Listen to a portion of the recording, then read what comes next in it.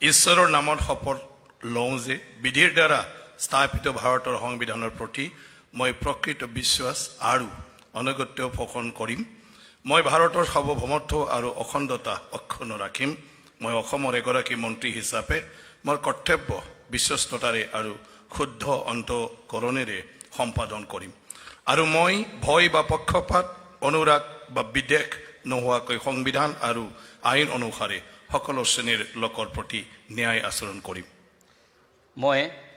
মই বিশ্বজিৎ দৈমাৰী ঈশ্বৰৰ নামত শপত লওঁ যে অসমৰ এগৰাকী মন্ত্ৰী হিচাপে মোৰ কৰ্তব্যৰ যথাযথ সম্পাদনৰ বাবে মন্ত্ৰী হিচাপে মোৰ বিবেচনাৰ বাবে অনা হ'ব বা মোৰ জ্ঞাত হ'ব তেনে বিষয় মই কোনো ব্যক্তি বা ব্যক্তিসমূহৰ ওচৰত প্ৰত্যক্ষ বা পৰোক্ষভাৱে অৱগত বা প্ৰকাশ নকৰিম।